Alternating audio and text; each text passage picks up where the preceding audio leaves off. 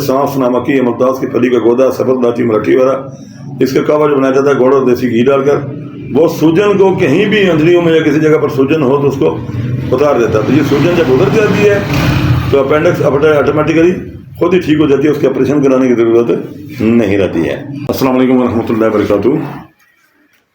आज की video appendicitis के बारे में, अपेंडिक्स के बारे में। पहले ये समझें कि अपेंडिक्स क्या होती है।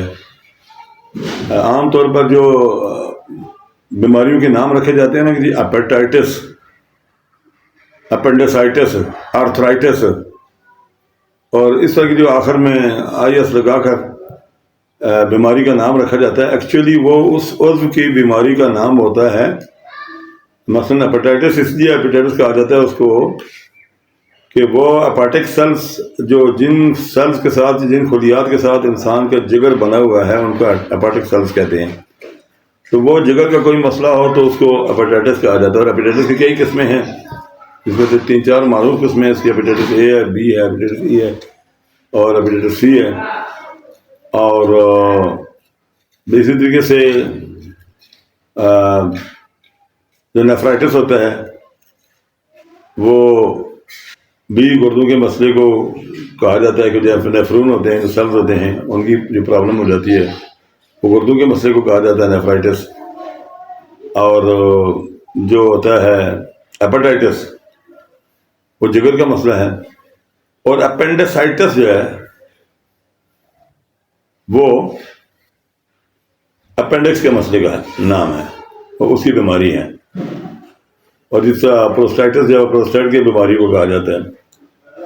तो समझना पहले ये चाहिए कि अपेंडिक्स क्या होती है। अपेंडिक्स हमारा जब मैदा जो एक सराई नुमा है, जहाँ पर मैदा ख़त्म होता है वहाँ से एक 12 अंगुष्ठी, तकरीबन 12 उंगल, इस तरह करके 1 2 3 4 12 उंगल लंबी एक आंत होती है जो थोड़ी मोटी होती है। उसके आखिर में एक कानी आंत जो अंदर से खोखली होती है, और यानी वो आगे से बंद भी होती है और अंदर से खोखली भी होती है। इसकी मिसाल आप यूँ समझें कि जैसे पी ट्रैप होता है हमारे सिवरेज सिस्टम में। जब हमारी सीट होती है ना, जिस पर लोग वॉशरूम के लिए जिस सीट पर बैठते हैं, उसके नीचे एक इस तरह का पी ट्रैप होता है। और पी ट्रैप के बीच में जाकर पानी और दूसरा जो हमारा गोल ब्राद उसमें गिरता है, और फिर वहाँ से उसमें लगातार पानी हमेशा खड़ा रहता है, और वहाँ से वो निकल कर आगे वाली नाली जो ड्रेन पाइप होता है आगे, वहाँ से उसमें वो वाग चला जाता है।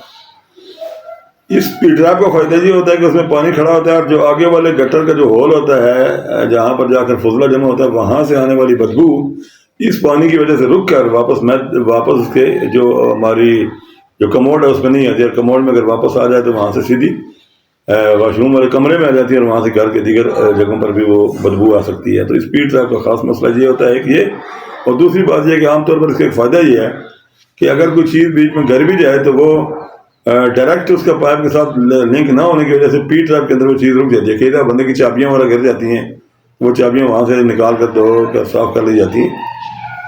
हमारी अपेंडिक्स का फ़ायदा ये होता है कि जो भी हम ग़िज़ा खाते हैं वो ग़िज़ा सीधी हमारी अंतड़ियों में नहीं जल जाती। अंतड़ियाँ आपको पता है कि थोड़ी पतली होती हैं, ये 12 अंगुष्ठियाँ थोड़ा मोटी होती है, अगली अंतड़ियाँ पतली होती हैं। उन पतली अंतड़ियों में अगर वो चीज़ गैर हज़मशुदा खाना हमारा चला जाए तो वो अंदर जाकर वहाँ प्रॉब्लम पैदा कर सकता है, शदीद दर्दें पैदा हो सकती हैं, और भी दीगर मसाइल, ज़ख्म वाला स्क्रैचेस पैदा हो सकते हैं। तो हमारे मैदे में ग़िज़ा हज़म होती है, और वो कैलूस की शक्ल में एक जैसे आशे जौ का जैसे दलिया होता है, इस तरह की चीज़ वो बनकर खीर की तरह वो आगे इस अपेंडिक्स के अंदर चली जाती है। उस अपेंडिक्स के अंदर वो चीज़ जो अभी सही करके हज़म नहीं हुई होती, उसको आगे अंतड़ियों में जाने से रोक लिया जाता है, वो वहाँ पर खड़ी हो जाती है वो चीज़। थोड़ा मज़ीद उसके ऊपर अगर जब मैदे के जो एंजाइम होते हैं उसमें लगते हैं, उसके साथ टच होते हैं, तो उसको डाइल्यूट करके उसको गला कर फिर आगे चला देते हैं, तो अपेंडिक्स में खड़ी हुई चीज़ जो है ये फ़ायदा कर देती है। अगर कोई चीज़ ऐसी सख्त हो जैसे कोई हड्डी का टुकड़ा हो या कोई इस तरह की और मज़ीद सख्त चीज़ हो, वो जो जाकर अपेंडिक्स में रुक जाती है, और बात करते अपेंडिक्स को ज़ख्मी कर देती है। और वो जो कानी आंत होती है उसके अंदर उसके रुकने की वजह से और ज़ख्मी होने की वजह से वो अपेंडिक्स फूलना शुरू हो जाती है। और वो जब फूलना शुरू हो जाती है और उसके अंदर जो رطوبات جمع ہوتی ہیں اور زہریلا مادہ جمع ہوتا ہے، اس کو اپینڈیسائٹس کہتے ہیں۔ اسی اپینڈکس کا وہ درد ہوتا ہے، اسی کو دیکھ کر ڈاکٹر صاحبان کہتے ہیں کہ یہ پھٹنے والی ہے، اور یہ پھٹ گئی تو بندہ مر جائے گا، زیادہ اپینڈکس کا نکالنا بہت ضروری ہے۔ تو اپینڈکس کا نکالنا کہتے ہیں جی کسی کام کی نہیں ہوتی۔ میں نے پوچھا ڈاکٹر صاحب سے، کہتے ہیں جی یہ کسی کام کی نہیں ہوتی۔ تو یہ اللہ تعالیٰ کی تخلیق کی تضحیق ہے کہ اللہ تعالیٰ نے کوئی چیز پیدا کی ہے، اس کا فائدہ کوئی نہیں ہوتا، یہ کیسے ہو سکتا ہے؟